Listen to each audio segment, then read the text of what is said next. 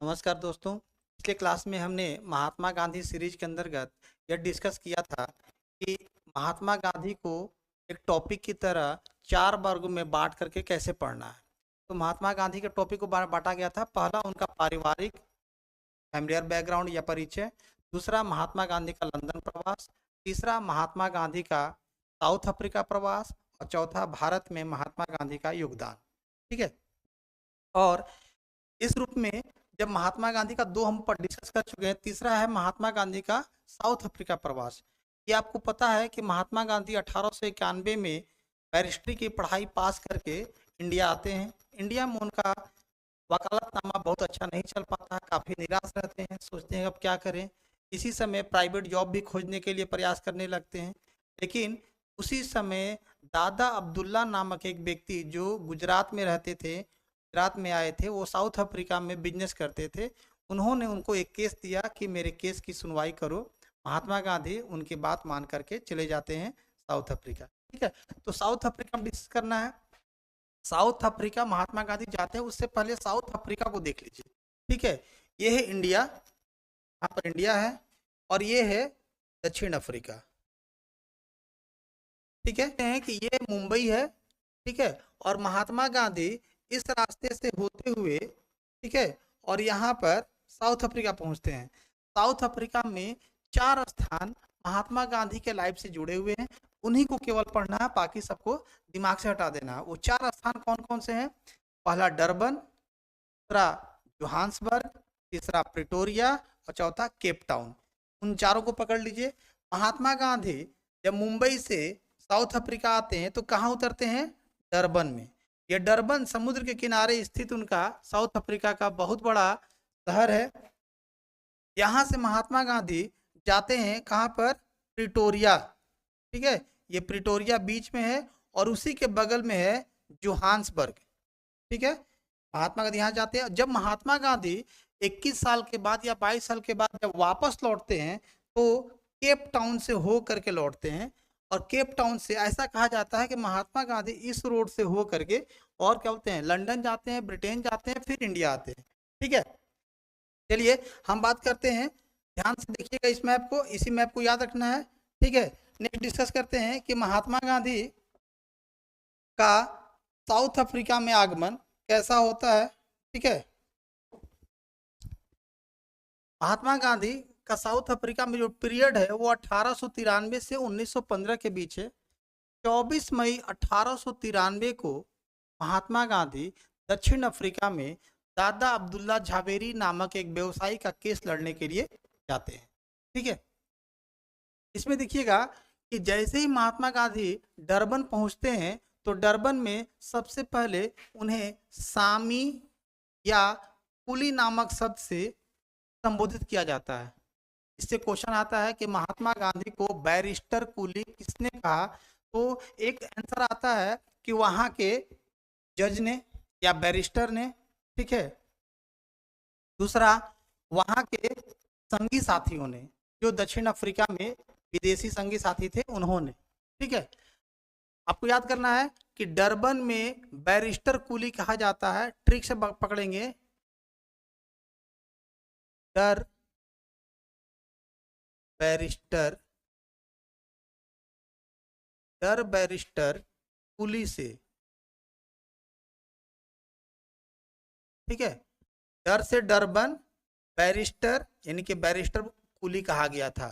डर बैरिस्टर कुली से ये नाम आपको याद हो जाएगा। महात्मा गांधी कुछ दिन तक डरबन में रहते हैं। डरबन में रहने के बाद वो जाते हैं कहाँ पर? देखिएगा, प्रिटोरिया। आपको मैप में थोड़ी देर पहले दिखलाए थे कि डरबन से प्रिटोरिया जब वो जाने लगते हैं, कब? 1893 के जून महीने में, है ना। तो पीटर मरिट्जबर्ग नामक प्लेटफॉर्म पर महात्मा गांधी को नीचे फेंक दिया जाता है ट्रेन से। क्यों फेंका जाता है? कि क्योंकि वहाँ रंग भेद नीति या शोषण की नीति अंग्रेजों की, है ना, जातिगत प्रथा, बहुत ज्यादा गंदा विचारधारा का लोग वहां पर ज्यादा रहते थे, खासकर अंग्रेजों के संदर्भ में कह सकते हैं। ठीक है। तो वहां पर फेंका जाता है। कहा जाता है महात्मा गांधी को अंग्रेज अधिकारियों ने कहा, you bloody Indians and dogs are not allowed to travel with Britishers. यानी कि तुम भारतीय और कुत्तों को अंग्रेज अधिकारियों के साथ चलने की आज्ञा नहीं दी जा सकती। महात्मा गांधी को ट्रेन से फेंका जाता है, महात्मा गांधी परेशान हो जाते हैं, ठीक है, विरोध करना चाहते हैं पर कोई उनकी मदद नहीं करता है, ठीक है। उसी समय देखिएगा तैयब हाजी खान नामक एक प्रभावशाली व्यक्ति ने उनकी मदद की और उन्होंने दादा भाई अब्दुल्ला के सहयोग से चंद लोगों को इकट्ठा किया और भारतीय और एशियाई मूल के लोगों को जमा कर कहा कि कब तक इनकी विचारधारा को झेलते या शोषण को सहते रहोगे, आवाज उठाना चाहिए और कुछ लोग आवाज उठाने के तैयार हो गए, ठीक है। महात्मा गांधी ने सबसे पहले विरोध करने की प्रवृत्ति यहीं से उठाती, ठीक है। देखेंगे महात्मा गांधी 1893 में पहली बार अंग्रेजों का विरोध करते हैं, ठीक है। महात्मा गांधी जब आते हैं केस लड़ने के लिए तो उनका केस बाहर ही निपटारा करवाते हैं।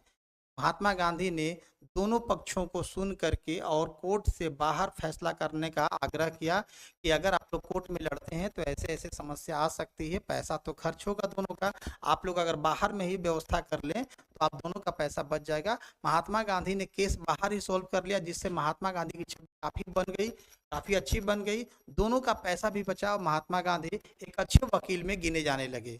इन्होंने कानूनी दांवपेच से दोनों को बचा लिया, ठीक है। महात्मा गांधी 93 में जब गए थे साउथ अफ्रीका, याद रखना है कि सिर्फ 1 साल के लिए गए थे।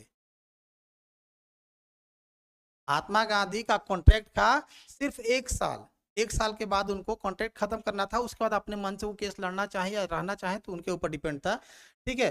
केस जीतने के बाद महात्मा गांधी इंडिया आने का प्लान करने लगते हैं। 1893 में चाहते हैं महात्मा गांधी कि भारत चले, लेकिन इसी समय साउथ अफ्रीका में देखिएगा नेटाल विधानसभा का एक केस आने वाला था या केस की सुनवाई होने वाली रहती है, ठीक है। ऐसा केस है कि नेटाल विधानसभा में विधानसभा सदस्यों को चुनने का अधिकार भारतीयों को या एशियाई मूल के लोगों को नहीं मिलेगा, समाप्त कर दिया जाएगा, ऐसा एक विधेयक पेश हुआ था और उस विधेयक पर सुनवाई होनी थी। महात्मा गांधी जाने का प्लान कर चुके थे, फेयरवेल हो चुका था, टिकट वगैरह की व्यवस्था हो गई थी, लेकिन महात्मा गांधी को लोगों ने रोक लिया कि अगर आप चले जाएंगे तो बहुत विकट स्थिति आ जाएगी। महात्मा गांधी अंततः रुक जाते हैं और रुकने के बाद महात्मा गांधी नेटाल विधानसभा में केस लड़ने का फैसला करते हैं, ठीक है। जैसे ही केस लड़ने के लिए सोचते हैं, जाते हैं, एप्लीकेशन देते हैं, तो वहाँ जितने भी गोरे वकील थे और लोग थे, सब लोगों ने एक स्वर में विरोध किया कि हम इनको केस लड़ने नहीं देंगे, ठीक है। लेकिन क्योंकि नेटाल सुप्रीम कोर्ट ने हाँ भर दी, क्योंकि वो बैरिस्टर थे, वकील थे, तो उनको मना करने का कोई तुक नहीं था, इसीलिए उन्होंने केस लड़ा, बाकायदा केस जीता भी, ठीक है। उसके बाद आगे देखते हैं महात्मा गांधी ने 1894 में क्या किया कि नेटाल इंडियन कांग्रेस की स्थापना की। क्योंकि केस तो जीत लिया, इतना आसान नहीं था कि बस बोले और फिल्मी हीरो की तरह क्या बोलते हैं केस जीत गए। नेटाल इंडियन कांग्रेस की स्थापना की गई, इसमें बहुत सारी परेशानियां आई। फंड कहाँ से आएगा, पैसे कौन देगा, मुंह से तो सब बोलते हैं, सारे लोग गरीब थे, ठीक है। तो नेटाल इंडियन कांग्रेस की स्थापना करने के लिए क्या किया गया, चंदा की व्यवस्था की गई, ठीक है। चंदा रखा गया कि कम से कम 2 पाउंड चंदा आपको देना पड़ेगा, और सबसे ज्यादा चंदा दिया था किसने, दादा अब्दुल्ला ने, इसलिए दादा अब्दुल्ला को अध्यक्ष बनाया गया। 1 पाउंड दिया था महात्मा गांधी ने, महात्मा गांधी को सचिव बनाया गया, और इसी तरह लोग, बहुत सारे लोग थे जो 2 पाउंड, 1 पाउंड, 3 पाउंड इस तरह पैसे दे रहे थे, ठीक है। लेकिन हर महीने देने की बात कही गई थी और हर महीना मैनेज करना मुश्किल था, इसलिए महात्मा गांधी ने सुझाव दिया कि क्यों न इस पैसे को वार्षिक वसूला जाए, जिससे कि आसानी होगी, और अंततः तय किया गया कि 3 पाउंड वार्षिक हमको सदस्यता शुल्क सारे लोगों से या सदस्यों से लेना चाहिए, ठीक है। देखिएगा 22 अगस्त 1894 को नेटाल इंडियन कांग्रेस की स्थापना की जाती है, ठीक है। क्यों की जाती है, क्यों भारतीय और एशियाई मूल के लोगों के खिलाफ जो रंग भेद की नीति का विरोध हो रहा था उसके सहयोग के लिए। और इसमें प्रथम अध्यक्ष कौन बने, प्रथम अध्यक्ष बने दादा अब्दुल्ला। पहले डिस्कस किया था कि दादा अब्दुल्ला ने सबसे अधिक चंदे दिए थे और क्या बोलते हैं सबसे ज्यादा सपोर्ट भी कर रहे थे। सचिव कौन थे, महात्मा गांधी। क्वेश्चन आता है कि नेटाल इंडियन कांग्रेस के सचिव थे या महात्मा गांधी किस पद पे थे, अध्यक्ष थे या सचिव थे, तो क्या बोलेंगे सचिव थे। सदस्यता शुल्क कितनी थी? 3 पाउंड वार्षिक। चलिए, गांधी जी को हर काम में दोस्तों की आवश्यकता पड़ती थी और उसमें उनके 2-3 साउथ अफ्रीका में उनके दोस्त चर्चित थे। एक नाम तो जानते हैं, दादा अब्दुल्ला। दूसरा नाम था तैयब हाजी खां, तैयब हाजी खां या सेठ हाजी मोहम्मद। ये गुजराती व्यापारी थे, काफी प्रभावशाली व्यापारी थे। ठीक है, उसके बाद नाम आता है इनका कोट्स, कोट्स नाम आता है। और भी 1-2 लोगों का नाम आएगा, आगे डिस्कस करेंगे। ठीक है, नेटाल कोर्ट में गांधी जी जब केस लड़ने के लिए जाते हैं तो सभी गोरे वकील इनका विरोध करने लगते हैं, लेकिन कोर्ट ने उन्हें परमिशन दे दी थी। ठीक है, उसके बाद देखेंगे इसी समय एक घटना घटती है गिरमिटिया मजदूरों को लेकर। ये गिरमिटिया मजदूर कौन थे, क्या थे? तो गिरमिटिया मजदूर पर वार्षिक कर लगाया जा रहा था। तो गिरमिटिया मजदूर भारत से कॉन्ट्रैक्ट पर साउथ अफ्रीका में आने वाले और काम करने वाले कॉन्ट्रैक्ट वाले मजदूर थे, जिनको 3 साल, 5 साल, 10 साल के लिए लाया जाता था। अंग्रेज अब चाहते थे कि ये लोग इंडिया साउथ अफ्रीका छोड़ के चले जाएं। इन्होंने अपना घर बना लिया था। अब उनको लगने लगा कि क्यों ना घर बना लिया, यहीं रहने लगा, तो इनसे टैक्स वसूला जाए और इन पर अतिरिक्त वार्षिक कर लगाने की बात कही जाने लगी। लगभग 3 पाउंड सालाना आपको देना पड़ेगा। ठीक है, गरीब लोग थे, इतना पैसा देने में अक्षम थे। महात्मा गांधी ने इनके खिलाफ आवाज उठाना आरंभ कर दिया। उसके बाद देखते हैं कि 1896 में महात्मा गांधी भारत आते हैं और आ करके यहाँ पर कुछ समय रुकते हैं। उन्होंने वादा किया था कि जब भी आपको आवश्यकता होगी आप बुलाएंगे, मैं चला आऊंगा। लेकिन महात्मा गांधी को तुरंत 1896 में ही वापस बुला लिया जाता है। और इस बार महात्मा गांधी सोचते हैं कि लंबा समय होगा तो क्यों ना अपने फैमिली और बच्चों को भी ले जाया जाए। तो महात्मा गांधी अपने बीवी बच्चों के साथ, परिवार के साथ साउथ अफ्रीका फिर से डरबन लौटते हैं।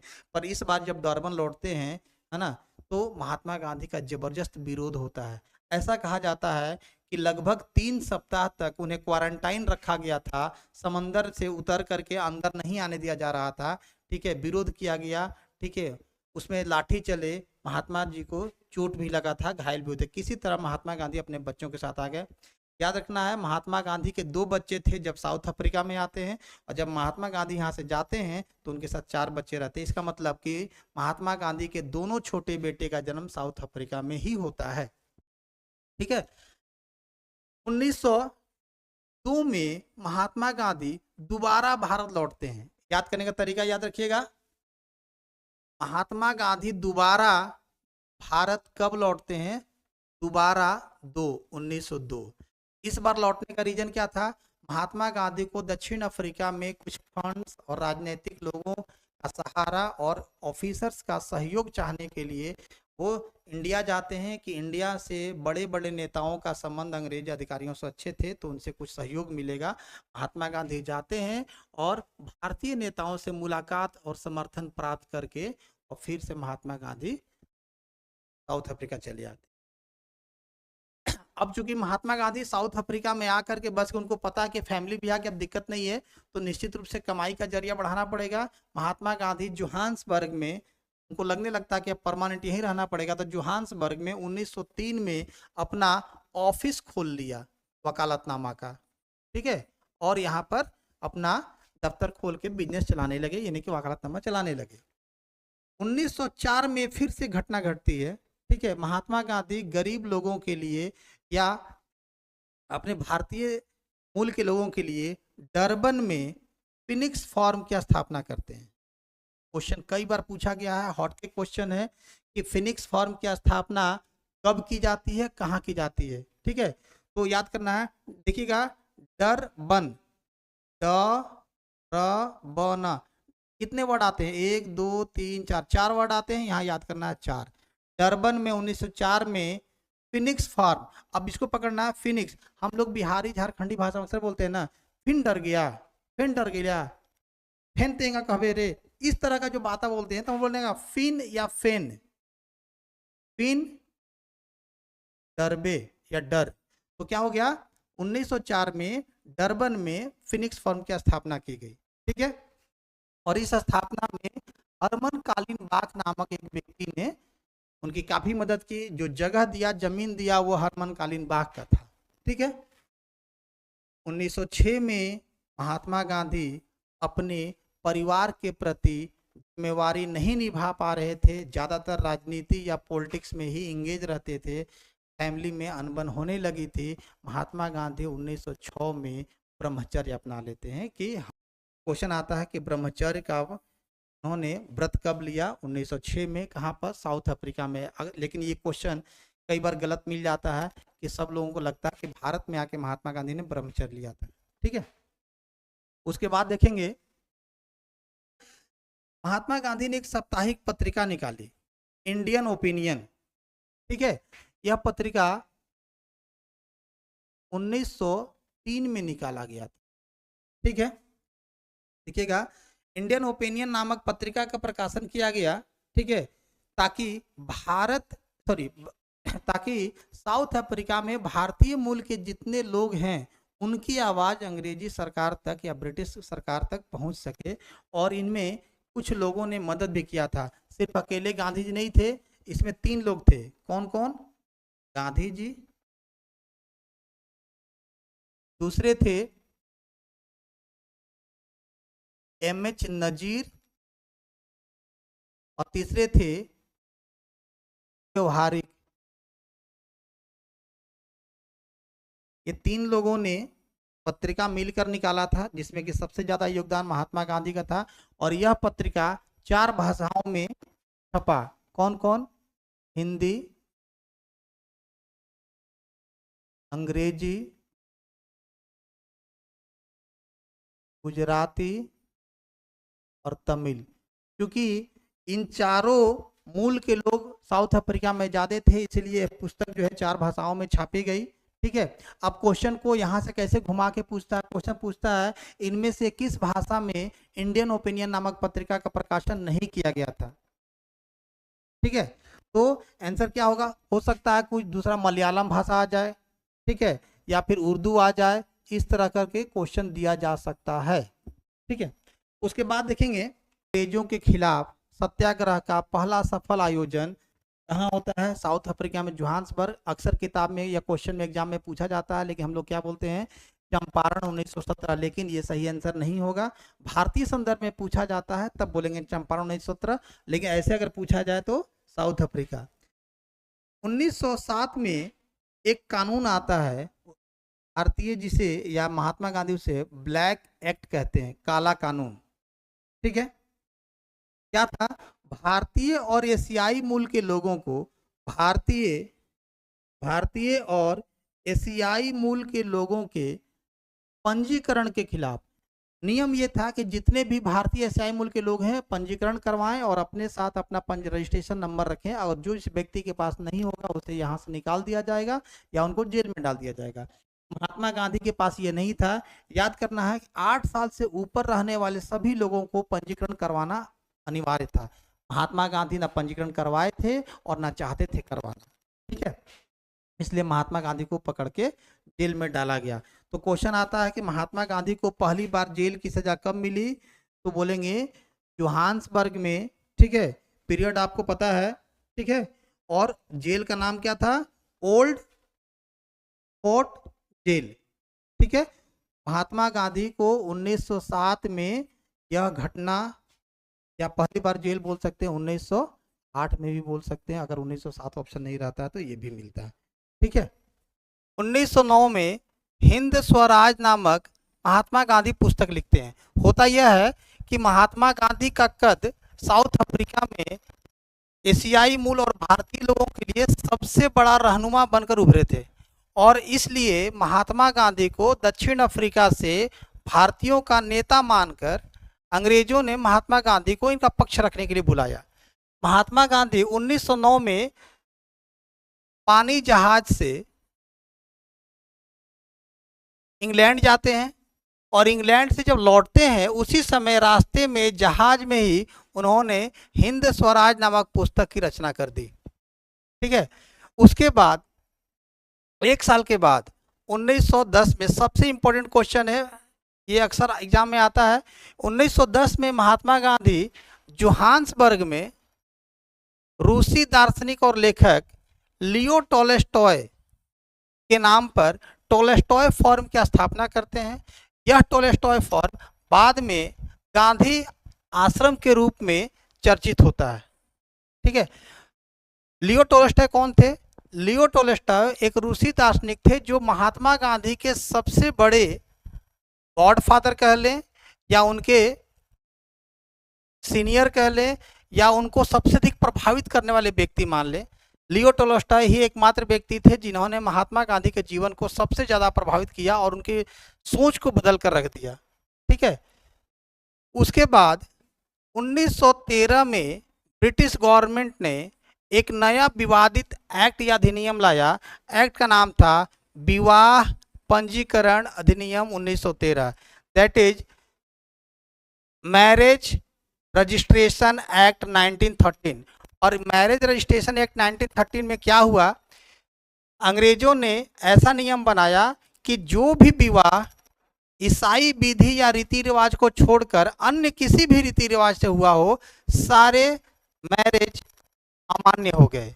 इसका मतलब यह हुआ कि हिंदू विधि से शादी करके रह रहे सभी वृद्ध स्त्री पुरुष के अधिकार समाप्त कर दिए जाएंगे। बहुत बड़ा बवाल हो गया। जो आप व्यक्ति 50 साल की उम्र का है, जिसके बच्चे बड़े हो गए हैं, जिसकी बीवी बूढ़ी हो गई है, अब वह साबित करना पड़े कि तुम मेरी पत्नी नहीं हो, वह मेरा बेटा नहीं है, सारे अधिकार छीन लिए जाएंगे। दिक्कत तो आनी थी। ठीक है। इसलिए महात्मा गांधी ने साउथ अफ्रीका में सभी लोगों को मिलाकर मार्च 1913 में भारतीय विवाह के अवैध घोषित करने के खिलाफ उन्होंने ग्रेट मार्च निकाला। द ग्रेट मार्च 6 नवंबर 1913 को रंग भेद के इस नीति के खिलाफ न्यू कैसल से नेटाल तक महात्मा गांधी मार्च निकालते हैं। यह ठीक उसी तरह है जैसे 1930 के आसपास भारत में महात्मा गांधी ने दांडी मार्च यात्रा किया था। इस यात्रा में, साउथ अफ्रीका की इस यात्रा में 386 किलोमीटर की यात्रा महात्मा गांधी और उनके फॉलोअर्स करते हैं और इसमें लगभग 2000 से अधिक लोग शामिल होते हैं। अंत में सरकार थक हार कर अपने फैसले वापस लेती है, लेकिन उसने क्या किया कि भारतीय राहत अधिनियम पारित किया और इस अधिनियम को पारित कर इस एक्ट में हो रहे कानून को थोड़ा सा आसान कर दिया, यानी भारतीयों को राहत दे दिया, यानी कि अब भारतीयों की शादी अवैध नहीं रहेगी।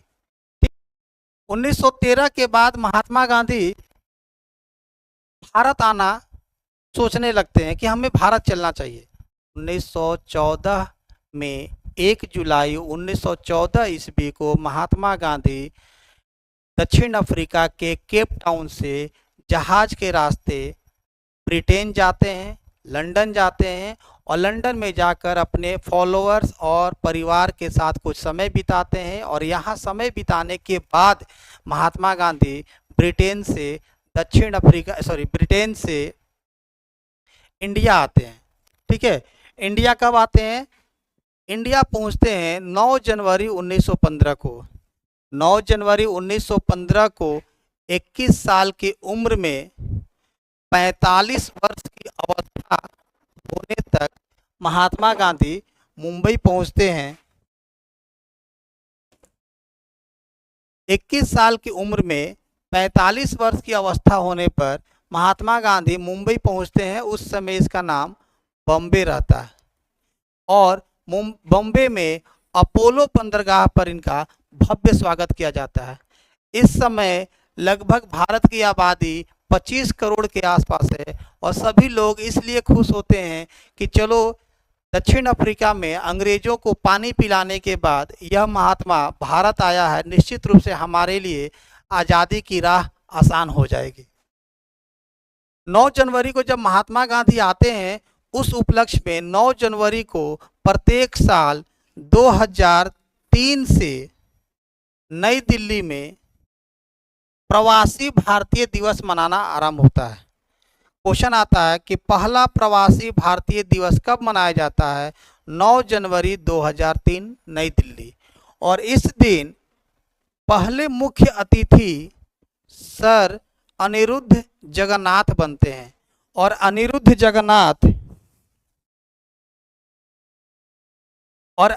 जगन्नाथ मॉरिशस के प्रधानमंत्री होते हैं। भारत में यह प्रवासी दिवस 2015 के बाद यानी कि मोदी सरकार के आने के बाद यह प्रति 2 साल में एक बार मनाया जाना आरंभ किया गया। यानी कि प्रत्येक साल जो मनाया जाता था उसको बंद करके प्रत्येक 2 साल में मनाए जाने की परंपरा आरंभ की। यानी कि 9 जनवरी 2015 से पैटर्न चेंज हो गया। उसके बाद देखेंगे कि भारत में महात्मा गांधी के नाम पर प्रवासी दिवस मनाने के लिए किस व्यक्ति ने सुझाव दिया, तो क्वेश्चन का आंसर होता है लक्ष्मी लाल सिंघवी। यह लक्ष्मी लाल सिंघवी का विचार था और उन्होंने कहा था सरकार को कि अगर हम लोग प्रवासी दिवस मनाने की परंपरा आरंभ करते हैं तो जो भारतीय मूल के व्यक्ति दक्षिण अफ्रीका, ब्रिटेन या दूसरे अन्य देशों में रच बस गए हैं और पैसे वाले हैं, उद्योगपति बन गए हैं, तो उनको फिर से भारत की मुख्य धारा और शिक्षा संस्कृति से जोड़ने का यह अवसर होगा और उससे फायदा होगा कि भारत की अर्थव्यवस्था को मजबूती मिलेगी और भारत में रोजगार की व्यवस्था बढ़ेगी। ठीक है। उसके बाद देखते हैं कि महात्मा गांधी के आने के बाद ब्रिटिश गवर्नमेंट ने केसर-ए-हिंद की उपाधि महात्मा गांधी को दी। वास्तव में केसर-ए-हिंद क्या है, तो ब्रिटेन की महारानी विक्टोरिया द्वारा आरंभ किया गया यह एक पदवी था जो ब्रिटेन के राजा या महाराजा को ही दिया जाता था, लेकिन महात्मा गांधी का कद उस लेवल का हो गया था कि उन्हें यह पदवी दिया गया। ठीक है। लेकिन यह केसर-ए-हिंद की उपाधि क्यों दी गई, तो देखेंगे दक्षिण अफ्रीका में 1899 से 2000 के बीच बोअर युद्ध होता है, वहाँ के ट्राइबल्स लोग हैं। उसके बाद जुलू विद्रोह होता है 1906 में, और इन दोनों विद्रोहों में महात्मा गांधी और उनके स्वयं सेवक के लोग एम्बुलेंस सेवा आरंभ करते हैं। वे सोचते हैं कि महात्मा गांधी और उनके ग्रुप के लोग सोचते हैं कि अगर अंग्रेजों का और क्या बोलते हैं बोअर युद्ध में सरकार की हेल्प की जाती है तो कहीं से ना कहीं सरकार हमारी परेशानियों को समझेगी और हमारे लिए सिंपैथी की विचार ले आएगी। लेकिन गांधी जी का ऐसा सोचना बिल्कुल गलत था। अंग्रेजों ने किसी तरह का कोई सिंपैथी नहीं रखा। ठीक है। बोअर युद्ध और जुलू विद्रोह के उपलक्ष्य में केसर-ए-हिंद की उपाधि महात्मा गांधी को दी जाती है। बाद में महात्मा गांधी ने इस केसर-ए-हिंद की पदवी को छोड़ दिया था। कब? जालियांवाला बाग हत्याकांड के बाद। ठीक है। देखते हैं कि गोपाल कृष्ण गोखले को महात्मा गांधी ने साउथ अफ्रीका में रहते हुए ही अपना राजनैतिक गुरु मान लिया था, और जब महात्मा गांधी दक्षिण अफ्रीका से भारत पहुंचते हैं तो जा कर के मिलते हैं उनसे, बोलते हैं कि अब बताइए मुझे क्या करना चाहिए, मैं भी राजनीति में आना चाहता हूं। गोखले जी बोलते हैं कि अभी नए नए आए हो, कुछ समय तक देश का भ्रमण करो, लोगों की और देश की मिजाज या मूड को भांपो, उसके बाद राजनीति करना। ठीक है। और महात्मा गांधी राजनीति करने का विचारधारा छोड़ करके सोचते हैं कि कहीं एक जगह स्थान ग्रहण किया जाए, उसके बाद हम देश भ्रमण करेंगे, और इसके लिए जगह चाहिए। तो सबसे पहले आश्रम बनाने की बात उन्हें सूझी। ठीक है। सबसे पहले आश्रम बनाने की बात और शुरुआत किस आश्रम से होती है, तो बोलेंगे सत्याग्रह आश्रम। महात्मा गांधी ने सबसे पहले 25 मई 1915 को अहमदाबाद के कोचरब नामक स्थान पर एक सत्याग्रह आश्रम की स्थापना करते हैं। सत्याग्रह जो कि साउथ अफ्रीका में उनके सबसे बड़े हथियार के रूप में जन्म लेता है, और इसमें अम्बालाल साराभाई के सहयोग से ही यह संभव हो पाता है। ठीक है। क्योंकि सारा जमीन अम्बालाल साराभाई और पैसे की व्यवस्था करते हैं। ठीक है। 1917 में जब यह आश्रम साबरमती नदी के किनारे शिफ्ट होता है तब इसका नाम पड़ता है साबरमती आश्रम। क्वेश्चन अक्सर आता है कि महात्मा गांधी ने साबरमती आश्रम की स्थापना कब की, तुरंत लोग बोलते हैं कि 1915। गलत है, आंसर होगा साबरमती आश्रम की स्थापना 1917 में हुई थी। साबरमती आश्रम के जस्ट उस रूम में जहां महात्मा गांधी सोया करते थे, बैठा रहा करते थे, उस रूम को हृदय कुंज का नाम दिया गया है।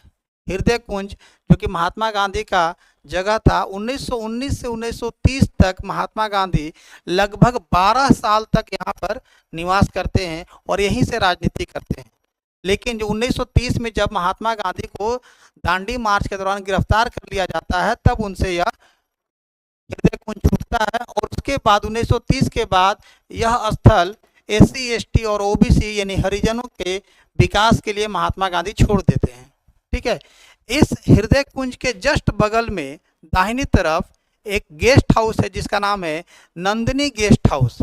और नंदिनी गेस्ट हाउस में देश विदेश के या भारत के बड़े बड़े जो नेता और क्या बोलते हैं अतिथि लोग आते थे, वहाँ पर रुकते थे। इसी दरमियान देखिएगा उनके बीच में बगल में एक और बना हुआ अतिथि भवन है, विनोबा मीरा कुटीर। संत विनोबा भावे जब जब गांधी से मिलने आते थे 1918 से 21 के बीच, तो इस जगह पर रहा करते थे या सोया करते थे, इसीलिए नाम पड़ गया विनोबा मीरा कुटीर। इसमें मीरा कौन है? मीरा महात्मा गांधी की सबसे बड़ी और सबसे प्रिय शिष्या थी। ठीक है, वास्तव में देखा जाए तो महात्मा गांधी की सबसे प्रिय शिष्या का नाम मीराबेन था और यह मीराबेन नाम महात्मा गांधी ने खुद दिया था। वास्तव में उनका रियल नेम मैडलिन स्लेट था और यह ब्रिटेन की निवासी थी। 1925 से 1933 के दरमियान महात्मा गांधी के साथ मैडलिन स्लेट या मीराबेन रहा करती थी। जो आश्रम था उस आश्रम का मैनेजमेंट या प्रबंधक के रूप में क्वेश्चन आता है कि कौन व्यक्ति आश्रम को संचालित करता था। तो देखेंगे मगन लाल गांधी जो कि चचेरे भाई थे, गांधी जी के चचेरे भाई मगन लाल गांधी को आश्रम का प्रबंधक नियुक्त किया गया था और जहां पर मगन लाल गांधी रहते थे उसका जगह का नाम था मगन निवास।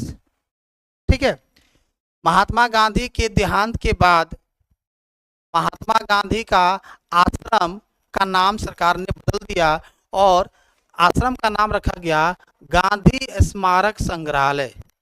10 मई 1963 में इस आश्रम को संग्रहालय के रूप में कन्वर्ट कर दिया गया और इस आश्रम के वास्तुकार इस स्मारक के वास्तुकार थे चार्ल्स कोरिया। देखिए, महात्मा गांधी अब साबरमती आश्रम में रह करके राजनीति करने लगे थे, देश विदेश घूमने लगे थे। अब यहाँ के बाद महात्मा गांधी का राजनीतिक जीवन आरंभ होता है।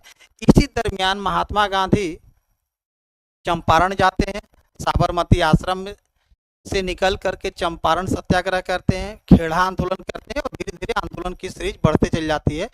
आज की इस वीडियो में यहीं तक। अगर आपको कुछ भी त्रुटि लगता हो तो आप जरूर मुझे मैसेज करें, मैं कोशिश करूंगा उसमें सुधार करने की। बहुत जल्द नेक्स्ट वीडियो में फिर मिलेंगे। Thank you.